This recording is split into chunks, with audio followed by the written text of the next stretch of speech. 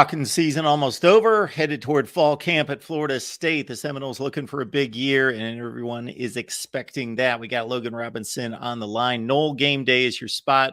Nole Game Day for Florida State football coverage. Logan, what's going on today?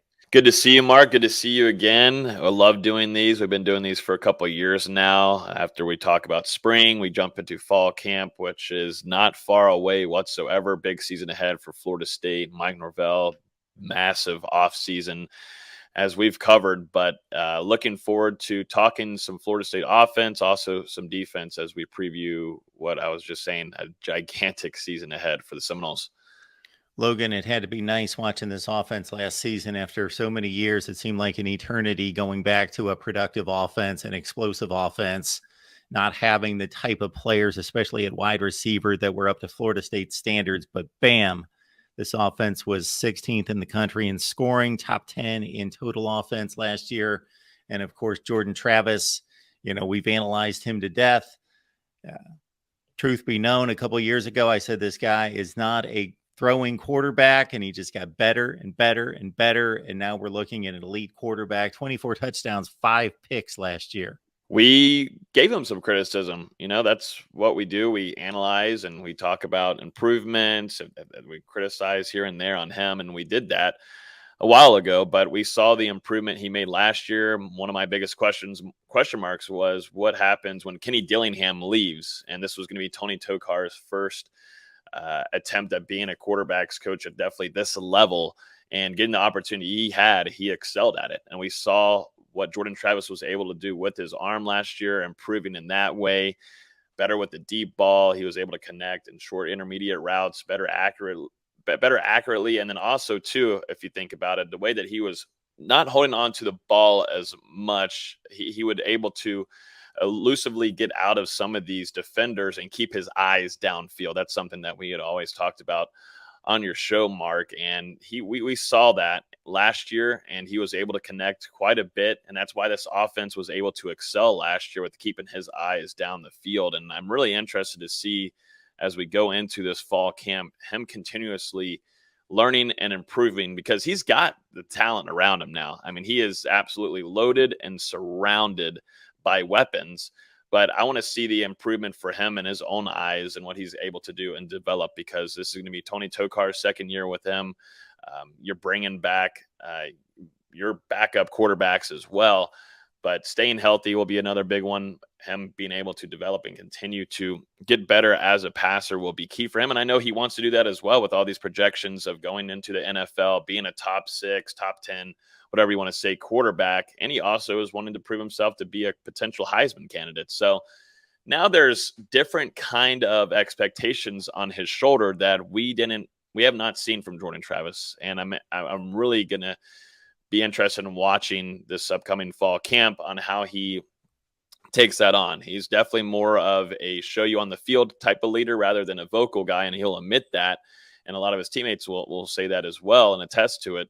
So that's a guy that, you would like to have whenever he's out on the field. Definitely when you're going against LSU to start off the season, you're expecting someone to perform on the field and show you a lot of things for your teammates. And I think we're going to see a different type of JT in 2023, which I'm really excited about. Great spring camp, looked good. Everything looked smooth, was healthy leaving that. And that's going to be another big key for him, is staying healthy going into this season. Mike Norvell is one of the best offensive minds in the game. When we look at the offensive approach, of course, any offense that has the kind of goals Florida State does and the kind of weapons, they're going to be explosive when they need to be explosive. They're going to be able to grind it down and ram the football down somebody's throat in the last 4 minutes when they want to put a game away. They want to be able to be versatile and do all the things that are required by the game situation. But is there a lean in terms of 50-50 split run pass? Is there a certain place where they want to be run pass ratio? This is going to be definitely dedicated on the run game, because you're bringing back Trey Benson. You already know what you've got with Lawrence Toafili. And you've got some guys that still could get some more burn, including Rodney Hill, who looked really smooth during spring camp and showed some signs to his redshirt freshman year. And then, too, Alex Atkins. this is a man, your co-offensive coordinator with Mike Norvell. He's one that is going to set up the trajectory of where this running game is going to go. And you're able to beef up, bring in some transfer offensive linemen, which we'll talk about in a few, but then also as well bring back experience that you had last year, like Maurice Smith, and others. So there's a lot of perks there that relays yourself into saying, hey, this is definitely going to be pro run game. I'd say it's like a 70-30 or 60-40 type of deal with a run game favorite here. Florida State's still going to go for your shots. You definitely, with the amount of weapons that Florida State was able to bring back and reload, specifically in that transfer portal and also in the recruiting class, looking at Vendravius Jacobs and also Hakeem Williams at the wide receiver position. There's a lot of things that where your pass game is going to excel, and we saw signs of that last year, but it's not going to be so heavily dedicated or predicated on the play from Johnny Wilson. Now you've got some other guys in this mold of a wide receiver unit that is going to be able to help and support Johnny Wilson, like Keon Coleman, who transferred here, like a Jaheim Bell tight end transfer from South Carolina. There's a lot of, and then I think a lot of people are sleeping on him too. Kentron Portier. There's a lot of things where that passing game is going to be and better improved, I think, in 2023 rather than last year, where you kind of were only sold on a few wide receivers there that Florida State was able to take advantage of, like Ontario Wilson, who's now in the league with the Chargers. We'll stay on the wide receiver since you took us there, Logan. Is there a definite rundown of the 1, 2, and 3 guys who's going to get the reps on field? Is there any kind of a battle for those 1, 2, 3 guys are typically the guys that get most of the snaps on the field? How do you see that playing out? We know the guys that are established, but in regards to any kind of depth or who needs to have a big fall camp to make a move? I think Keon Coleman coming in, a late addition this offseason to Florida State, shakes up quite a bit of things in that wide receiver room, just depending on, your starting unit. Mike Norvell and Ron Dugans, they're going to roll out a lot of different wide receivers in a game. So you'll have your first set of starters, absolutely. But throughout it, you'll have a lot of guys rotating. Now, he does that the same with the running back room. Whoever's hot is going to stay out there longer, and whoever can block the most at the wide receiver position, you're going to be out there on the field a lot. I think Keon Coleman coming in alongside also Johnny Wilson, that seems like a duo that you can't break up. Now it just really depends on who you're going to have at the slot position. I still want to go with Ja'Kai Douglas. He has the most experience in this offense. He's going to be back fully healthy, ready to go for fall camp as well. But, like I was just mentioning too, Kentron Portier had the best spring camp out of any player, I think, on the roster. Either offensively, defensively, special teams. Kentron excelled, and he showed when he's fully healthy, this is a potential wide receiver 2. He could be vying for wide receiver 1 spot in some other programs, but just so happens to be you've got Johnny Wilson and Keon Coleman on the same roster right now. So Kentron, I think, is going to really push in there, and I think I wouldn't be shocked to see him be a potential starter as well in that unit. It just depends on what you're going to have at the slot. Winston Wright Jr. is also someone that I'm keeping a close eye on. Spring wasn't fully there yet. This is a guy that, as we know, didn't get to play last season, went through a pretty brutal car accident, was able to get out of that and go into a rehab process, and it's continued to take a little while, but we saw some little signs. We saw him be able to take on some contact both in camp, also in the spring game, which was a good sign, but you could just tell not everything was there yet. But is it ready to go now for fall camp? And I think it's a make it break it situation for him. I think he knows that as well, but it's all about being safe and being, taking the safe route rather than hurting yourself and making things worse. And that was just a horrific accident that he had to go through. And there's a lot of potential to what Winston Wright could bring to this offense, Mark. We've talked about him quite a bit, the way that he can excel, break the top off of some of these defenses in the ACC. We saw him do that at West Virginia. Is he going to be a full go? Can he be a full go? If that ends up being the case, I don't know what other wide receiver room in the country. There's definitely some out there. You look at Ohio State, some others in the country, but you're talking a top 3 wide receiver room in the country if all these guys are good to go, because you also got some true freshmen that showed some signs during spring, like Hakeem Williams, like Vondravius Jacobs, who I think 199% is going to get some playing time in 2023. He's just too elusive. Will go after the ball. He likes going up for catches. He's just that kind of player. He will jump up and jump over a defender. He'll do anything in his own right to get that ball down and bring it. And Vondravius Jacobs is probably a sleeper guy to watch out for in 2023 in that wide receiver room. So it's stacked, Mark. Like I was saying for Jordan Travis, you've got the talent there, and we're only specifically talking about the wide receiver room. So yeah, I'm definitely stoked for. It's just crazy what Ron Dugans has been able to switch around in the last 2 years. Isn't that crazy? We used to give him a hard time, and now he's absolutely loaded. Yeah, this was a sore spot that we talked about all the time concerning where are the playmakers. This is supposed to be Florida State. And now, like you say, you look around the country and Ohio State, Texas, USC, Florida State, those are the wide receiver rooms that are loaded. And that Florida State's right there is crazy that they've been able to totally restock, revamp. And Winston Wright, yeah, that would be a great comeback for him to make. Everybody's rooting for him. For a guy to catch 63 balls in a Power 5 conference, you know that he's got a lot to contribute there, and hopefully he can make it all the way back. I did forget one more, and it's going to take a while to get used to this, but Destin Hill. I mean, I don't. I think my brain just has already like shut it down the last 2 years. Just like, get that name, don't bring it up, get that name out of your head. But we forget Destin Hill.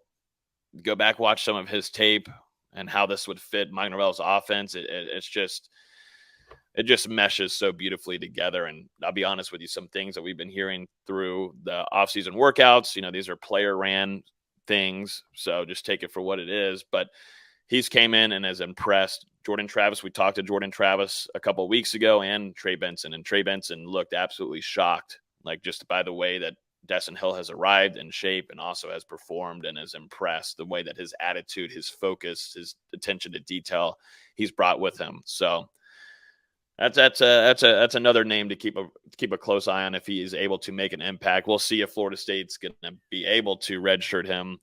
I don't know. It just depends to what he could bring to the special teams. Logan, obviously these days, the tight end position, it used to be more of an extension of the offensive line, but the way guys like to scheme these guys and recruit big, long, lanky, 6'7" kind of angular guys and split them out, they're almost an extension of the passing game as a wide receiver type. Depends on the body, depends on the player. You've got your different types of tight ends. Kyle Morlock, a huge pickup through the transfer portal. Jaheim Bell as well, set us up at the tight end position. There's a lot to like. This is probably the first year in a while that I've been literally ultra excited for this position group. It has not been the case in a long while. And now Mike Norvell's got some serious lethal, when I say lethal talent. You could just throw in Jaheim Bell of bringing those adjectives in. But you look at Kyle Morlock, he's a guy that's maybe a little bit more raw, more of your traditional tight end, what he's going to bring to this offense. That's fine. But, you're still bringing back also Marquise Douglas, who showed a lot of signs to us last year, maybe someone that we didn't expect to be an impactful player as much. He did that last year as being a good, reliable pass catcher as well. You lose Cam McDonald, who had been on Florida State's roster for quite a long while, but now getting an opportunity with the Green Bay Packers. And then you also got some youngster. You got a youngster with Jarrell Powers, who I think is going to have a solid career for Florida State. He just looks the part as a tight end, and I think Florida State is going to be very happy with Coach Thomason as a tight ends coach, developing him. And I wouldn't be shocked to see Jarrell Powers get some playing time this upcoming year, just because of the different abilities that he could bring to your offense. And watching him in spring camp, a lot of quarterbacks connecting with him there when we saw actually in spring camp, but also while we watched Florida State's in preparations for the Oklahoma Bowl game. Jarrell Powers was getting a couple clicks there, and he was starting to make some strides too with the offense. So your tight end room, there's a lot to like. head by Jaheim Bell. We saw what he was able to do at South Carolina. Didn't seem like he was too happy with the way that he was being utilized and certain different aspects. But Florida State, you just think about what Mike Norvell likes to do offensively. He likes to play around, switch some things up, and put his playmakers in the best spot to succeed. And you know, love Cam McDonald. I have a great relationship with him, but these are two. I actually talked with Cam about this as well. These are two different kind of athletes, and Jaheim Bell, he's a running back, he's a tight end, he's a wide receiver. You put him in the slide, you put him in the backfield. Few things we saw and spring camp behind closed doors. There's definitely some fun, exciting things I that are going to be ahead for FSU fans on Saturdays. But Jaheim Bell just changes a lot with what you could do with your offense, man. I'm telling you, just the different ways that we saw that Norvell and Coach Atkins are going to be using him. It's going to be something that Florida State fans haven't seen from a tight end in a very, very, very, very long time. And I'm excited for it. They just haven't seen an athlete like this and the abilities that he can bring. And, still, like I said, could be a wide receiver. We saw him in spring camp doing one-on-ones, deep routes on the sideline. Like it's really going to be interesting with how Florida State wants to use his abilities. And I think they're going to take it full advantage of it with his last year. He wants to get into the league. He's going to want to put on a show. So what any other perfect way to do that in Mike Norvell's offense, trying to run for an ACC championship and potential playoff berth. Logan's here breaking things down. Florida State offense. Always love these conversations with Logan. We've been doing this for a few years, getting you all set for fall camp, breaking down the personnel. Football nerds, this is what you love. This is what I got to get is the breakdown on the personnel to know who's who going into the season. Let's go running back. Pro Football Focus named Trey Benson as the #1 running back in the country for the 2024 draft class. Just a tick under 1,000 yards and 9 touchdowns last year. And obviously, he is the guy. We talked about this on our show last week, but just seeing the storyline unfold for Trey Benson, FSU fans, they'll remember this, where Trey Benson was coming to visit from Oregon, potential transfer to Florida State, and everybody was freaking out. They're like, oh my God, because it was all about health. And if he was going to be a full go, he didn't show a whole ton at Oregon. You could see the physical attributes. You could look back at his recruiting ranking. Okay, maybe not so high. So FSU Twitter absolutely freaking out as usual. That's kind of how it goes anyways. Mark, you've learned after the last couple of years, this is how this fan base goes. But it took maybe a game or two, probably 2 or 3, and you really saw what Trey Benson was going to be able to bring to Mike Norvell's offense. And, Mike loving what he saw and utilizing that talent the best he could.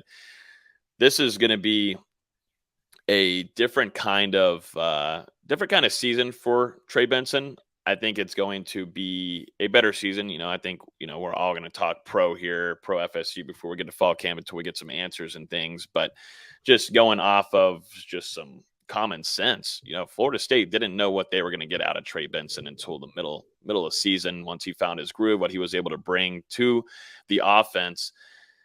Now Mike Norvell and Coach Atkins, Coach Yak have been able to sit this whole entire offseason in that film room, building a playbook around their star running back. They weren't technically doing that last year because there was games where Trayshawn Ward, you'd have Lawrence Toafili have a game or two where he'd be kicking, and then you'd have Trey Benson. This is still going to be a 2 running back type of offense with Lawrence Toafili being utilized quite a bit along with some other guys behind him. But Trey Benson, this is now his running back room. This is also his running offense. And his talent getting off the defenders is something that is going to be a highlight for him this upcoming season. He said that he's put on about like 10 pounds. He plans on shedding that down to 220. He looked great during the spring. He kept his speed. That's something that he told me that he wants to do, is make sure that he's got that speed. That's something that he thinks makes him different. And he's able to capitalize against some of the defenses that he goes against. But and then you also look at Coach Atkins too, and what he's going to do with that offensive line and prioritizing, making sure they get their best playmaker out and get him just give them a hole. If they're able to work with that, a lot of times last year, Florida State, at least starting off that offensive line, trying to build its chemistry, and it took a little while, but it started kicking. Trey Benson having to get off these defenders right off the snap. But I think now you're bringing in some help on the offensive line, along with bringing experience back, and you're game planning for a Trey Benson run offense, I should say. There's no reason now to where you wouldn't expect maybe Trey Benson to reach that 1,000-yard mark. And like you said, now PFF projecting him to be the number one running back prospect in the 2024 NFL draft. I just think it's a really awesome storyline, and just goes to show his determination. He's got a chip on his shoulder, and he wanted to come back this year to prove a point, and it's going to be fun to watch. And it's crazy that he's being projected number one running back in this class. There's a really good running back class coming in this 2024 NFL draft. So a lot of praise and respect to him. Logan, those are all the guys that we like to talk about. The fans like to talk about the fast guys, the guys that make the plays in space, but none of it works if the big boys don't do their jobs up front. You have to have an offensive line to be a championship team. That's all there is to it. Dylan Gibbons, all ACC player, moves on, but has been the case during this uprising at Florida State. They retool through the transfer portal. They make great moves there to get veteran guys that have experience and starts and talent. It's wild. It's kind of like when we were talking about the wide receiver room with what Dugans was doing, and what he's been able to change. Coach Atkins, he hit the trail running quick, both in the transfer portal and on the recruiting trail. And we've seen this offensive line now become a position group where we come on here and do these every camp, and we're not freaking out about the offensive line, because not only do you have proven talent at the front, but you also have got some depth behind it that also has college experience. And, you lose Dylan Gibbons this last year. He's off, trying to get an opportunity there on the NFL side. And he played a big part too, with just consistency in what he brought to that and to the front of the trenches there for Coach Atkins. But what does Coach Atkins do? He tries to go in and bring some experience on the college level. Looking at Jeremiah Byers as a potential right tackle starter for Florida State, well-proven talent there. You look at Keandre Jones from Auburn, big-sized offensive lineman. We'll see where they want to put him, definitely at a guard position. And I think, too, just looking back at spring camp, all three of these guys kind of had a slower start this spring. That's fine. And, Coach Atkins relayed that quite a bit. It's going to take a little while to build that chemistry and understand this offense. Casey Roddick as well, coming from Colorado, a big-sized guy. Older, has the experience there. They were trying to trickle him in with a little bit of center too, as we saw backing up Maurice Smith this spring camp. That's going to be one of my maybe bigger question marks if there were to have a bad thing happen to Maurice Smith. Let's say he goes down the game or two. You got to figure out who that backup center would be. I think that's between Darius Washington and Casey Roddick. That'd be my little worrisome part about this offensive line. Outside of that, you've got depth. You've also got some young talent. Julian Armella can be played around with. Left tackle, we saw him show some signs against Jared Verse in his last couple of camps in Tallahassee. So there's definitely a lot to like. I like Dimitri Emmanuel too coming back. That is massive for Florida State. I can't say enough about what I like out of Dimitri Emmanuel. Just consistency. He's able to take on these blocks against bigger defenders.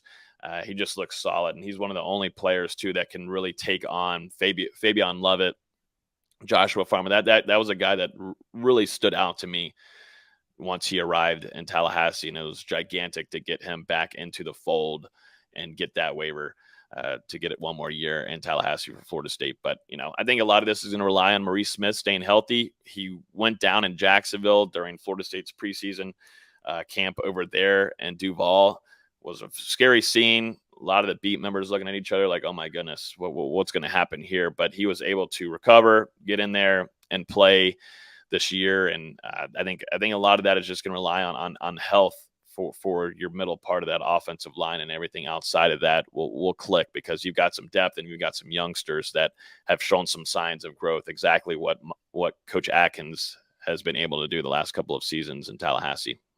Logan Robinson, Knoll Game Day. That's your destination for Florida State football coverage. Again, Knoll Game Day. And of course, we've got a Wednesday show, 6 Eastern on the Florida State channel each and every Wednesday at 6 Eastern. So, Logan, we basically see nothing but pluses all over the offense. Like there's really nowhere, okay, this is a question mark. This guy needs to improve. Obviously, we want improvement all over the place. You always strive for improvement, but pluses all over the place. But the one thing that can make it unravel is, God forbid, Jordan Travis goes down. Let's say he goes down for a game, key game in the middle of the ACC season, or maybe he's got to sit out for 2 games. Tate Rodemaker, we saw him step up against Louisville last year. Tremendous sign there. Would he definitely be the guy that they would have to rely on? And how comfortable are you with Tate Rodemaker? I feel for a game or 2. Yeah, for a game or 2, I like having Tate Rodemaker, to be honest with you. And it's wild I wouldn't be able to say that last year at all. I think you and I came on here for our instant reaction after the Louisville game at was it 1 a.m. or something? And we were just talking about what Tate Rodemaker showed us that we had never, ever seen before. And I had mentioned Tony Tokars earlier in this episode with showing the improvements from not just Jordan Travis, but now we got to talk about Tate Rodemaker. Could he step in just in case JT has to go down? And luckily we were able to see last year he can do that on the road against an ACC opponent who was hot at the time as well. He can go in and perform a night game. He can get down the field with his playmakers. He's able to connect with Johnny Wilson. And we see that in practices. Yeah, we do. He's by far the one right behind Jordan Travis and understanding where his weapons are at, because I would say behind that with AJ Duffy, and, it's not, we can't judge Brock Lynn yet, but, he's definitely in stride with understanding the offense more than anybody except for Jordan Travis at the quarterback helm. And I'm interested too, because this is a pretty big season for him.